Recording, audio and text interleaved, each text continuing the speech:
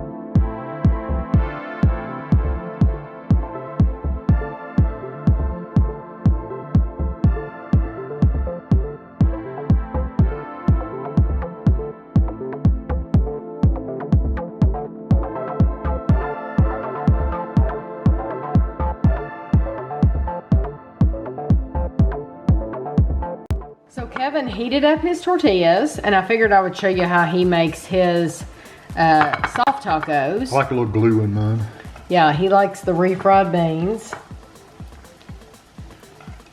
And it smells really good in here, by the way. You can really smell that taco seasoning, which I love. And then, I'm gonna go for the meat. The meatza. And I could probably turn that off now. I've still got my shells in the oven. I'm getting ready to take those out in just a second. They only take like 4 minutes. We used a skillet. I used to use a skillet. Well, I figured it would be easier to get. It would be if it wasn't sliding all over the place. I think any pan would do that. And then the cheese. Do you get some of each? Do you get onion? Yeah, I don't put onion on mine. Oh, you don't put onion on it? I never put onion on it. I don't know if I want to put onion either. I got it out, but I don't know. It seems like, do they not put onion on it at the taco place? I don't think so. Oh, well the heck, maybe we don't put onion on it. No, I've never put onion on.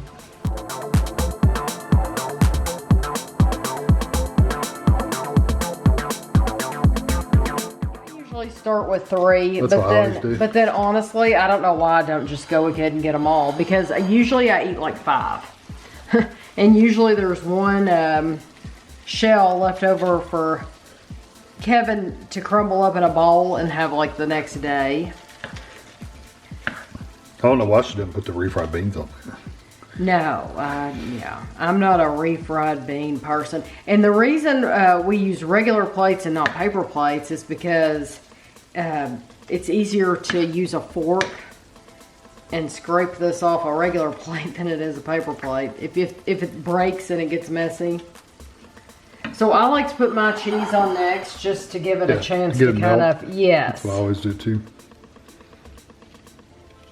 And I like a lot of cheese. You do like a lot of cheese. I do. You put more cheese than I do. I really do like a lot of cheese.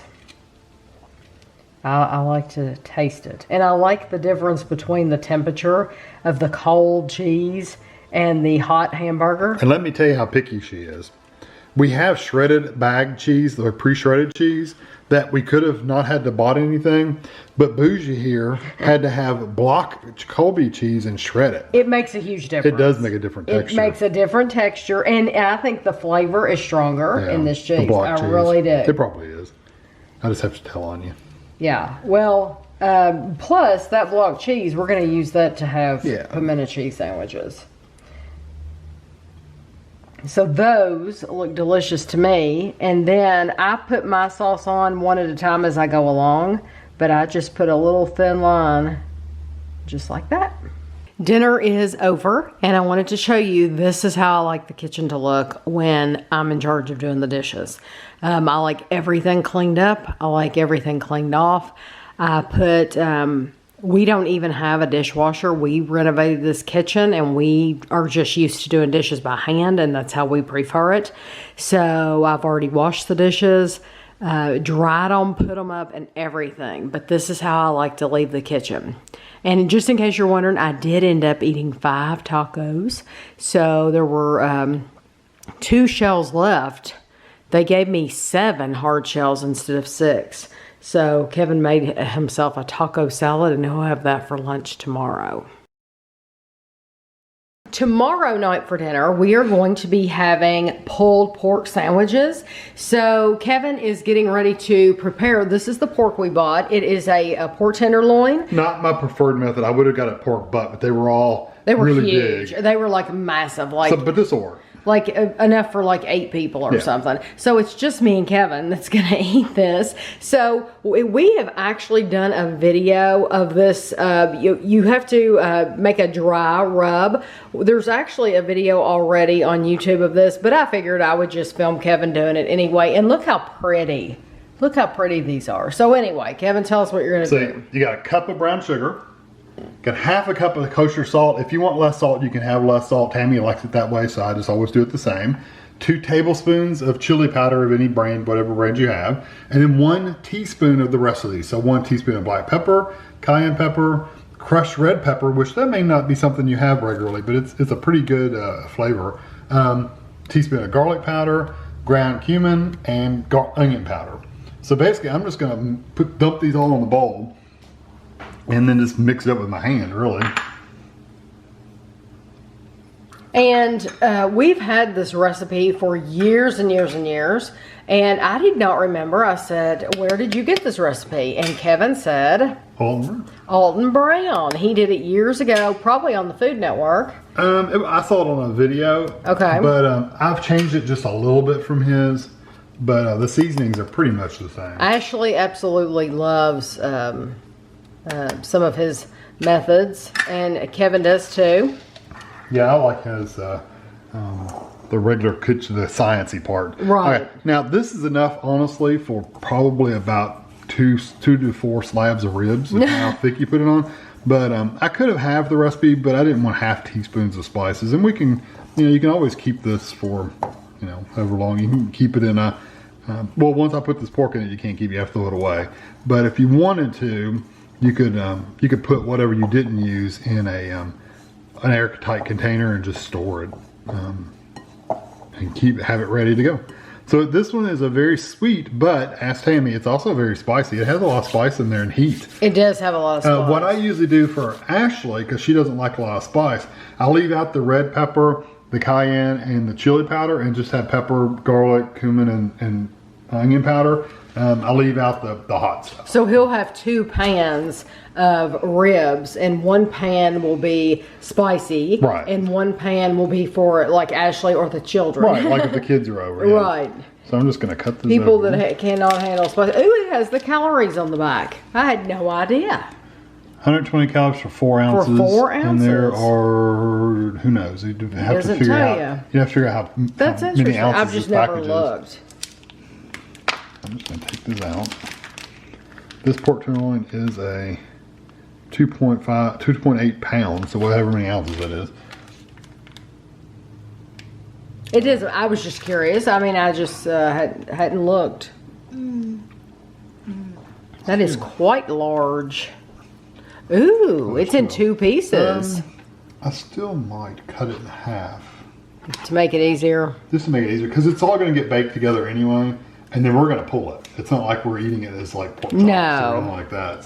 So you could like cut that into pork chops? You could slice it into kind of pork choppy kind of things. I know Andrew buys these a lot. Do you think... With the seasonings already on them. Oh, that's right. His are seasoned. So do you think he cuts his into pork chops? No, I think he just bakes it and eats it. Oh, just, okay. So you really just want to get your rub on them. Get your rub on. Get your rub on.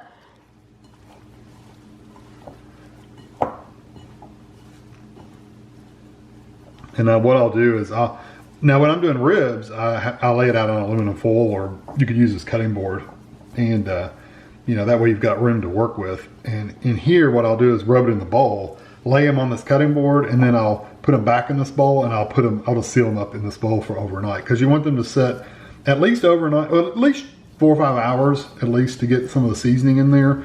But really overnight's better. So we knew we were having it tomorrow. I had planned ahead, and so we're able to do it overnight, and it'll be full of flavor tomorrow. But make sure you get it in all the different little crevices and nooks and crannies, and get it stuck on there really good. And this bowl has this is a Pyrex bowl, and it has a lid. If you don't have a lid, just cover it up. Cover it up with plastic wrap, that's fine. Right. I used to put the ribs, I used to just wrap it up in aluminum foil, it's fine. And keep it in the refrigerator overnight, yeah.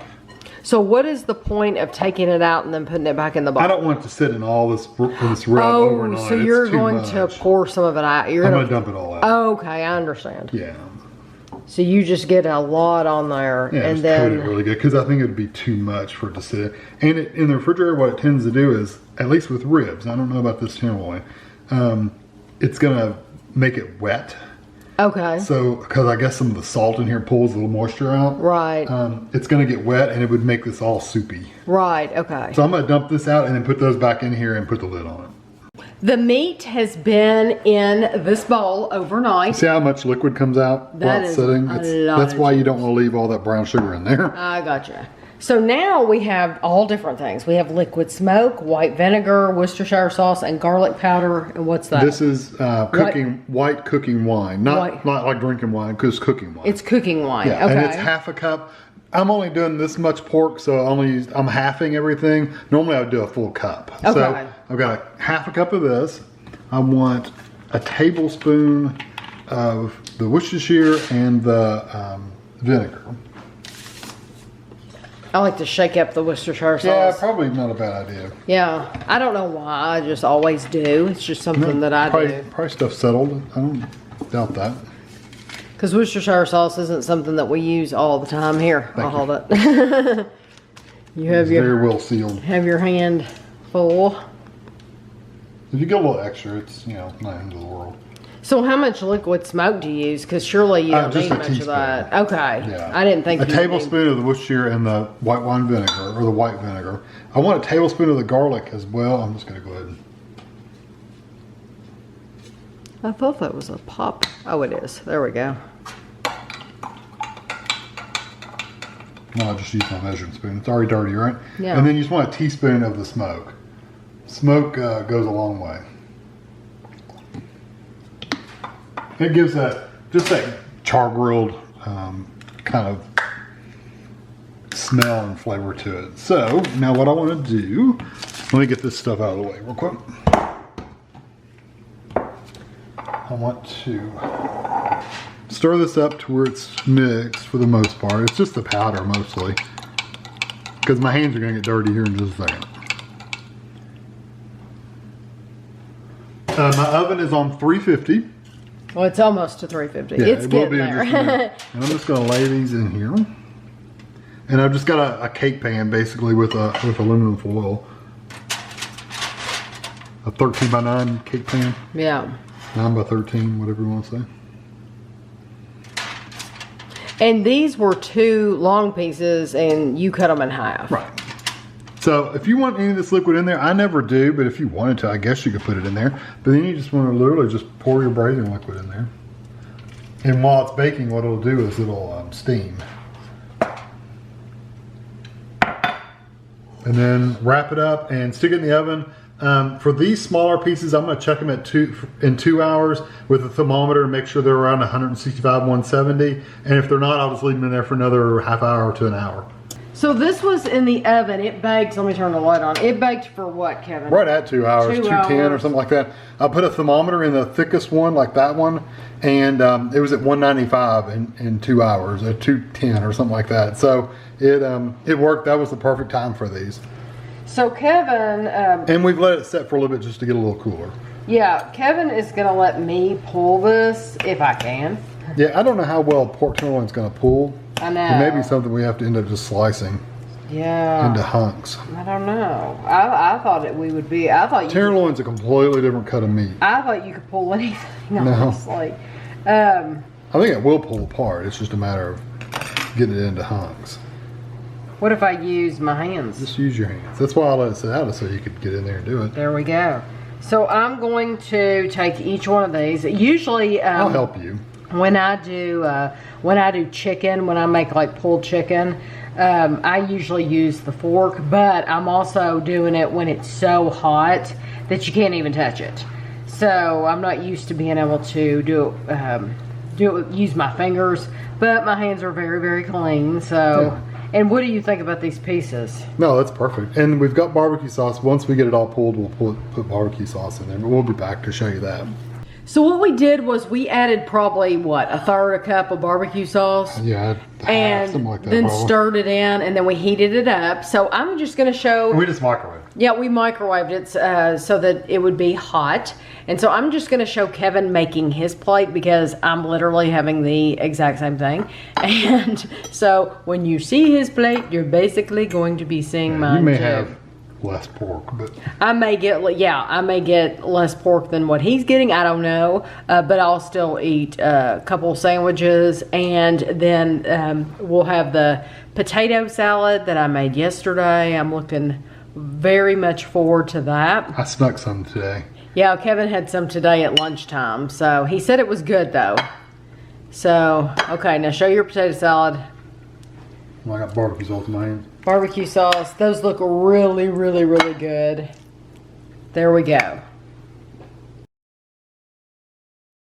Tonight we are going to have pimento cheese sandwiches for dinner. So Kevin, that block of cheese that you saw earlier that we used for tacos, Kevin shredded that, and I highly recommend you buying a block of cheese and you shred it yourself, because it is a completely different texture than you're gonna get if it is already pre-shredded. It's just completely different. So I make my pimento cheese super easy. I watched a video where Paula Deen made pimento cheese the other day, and she actually used cream cheese and regular cheese. I don't do that. I just use Colby cheese, mild cheddar, whatever. And then we bought the Great Value sliced pimentos, and I'm going to drain the water off of this. So I have this little gadget that we use for tuna, cans of tuna. So I'm just gonna turn this upside down in the sink. Well, I can show you right here. I can show you right there.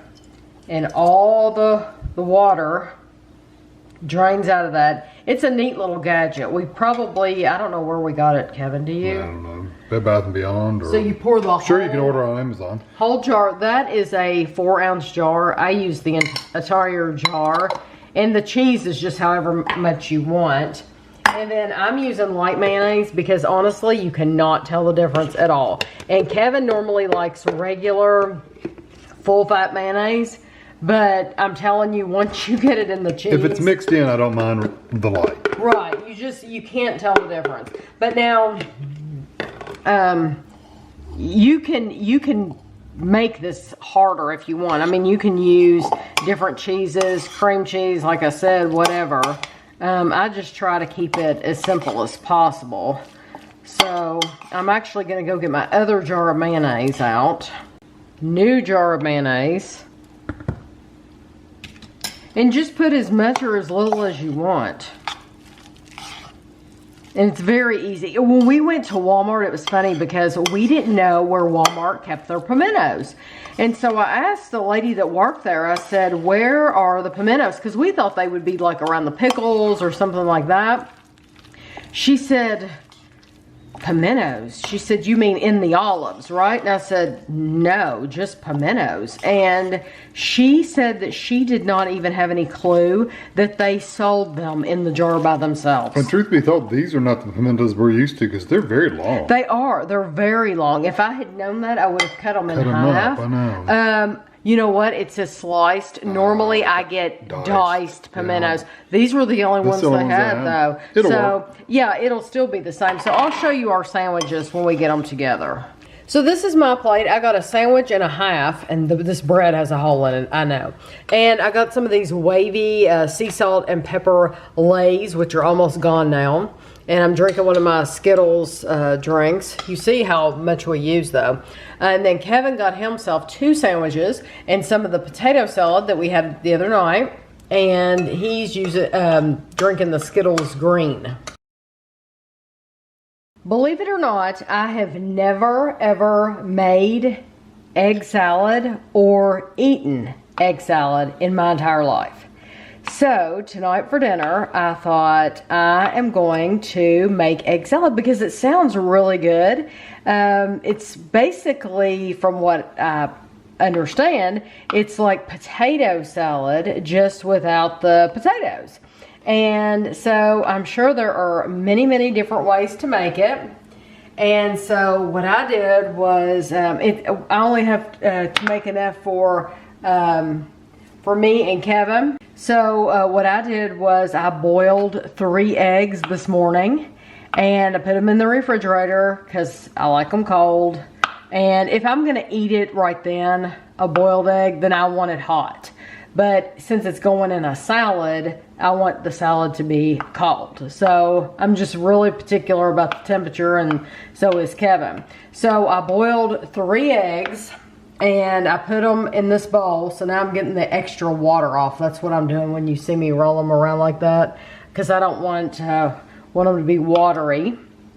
So I'm going to put these in my bowl, and then I have some dill relish, and I'm gonna add dill relish, and I'd say some people add onion. I don't know. I'm not going to add onion though. I'm just gonna put my egg in here. Now I have my dill relish, I'm gonna get a heaping bit of that. And then I have some mustard and mayonnaise. And we're gonna try it out and see if it's any good. I'm also gonna add a little bit of salt and pepper to it. And I hope I'm not putting too much of this stuff. I don't know. I've never made it before. I don't know what the ratios are or anything. So, and Kevin has told me that he's never had homemade egg salad either. He has only had it made at the store. So, I like mustard, so mine might have a little bit too much mustard in it. I'm going to put some more mayonnaise in it.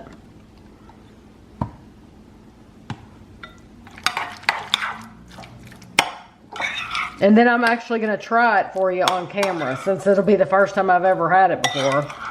May as well. It'll be a new food to me. So I'm just going to put some on the bread. And tonight's my lucky night. You know why? Because I get the hill. And I love the hill. So I'm going to let Kevin make his now, and I'll be back to try it. Okay, here we go. Hopefully this is good.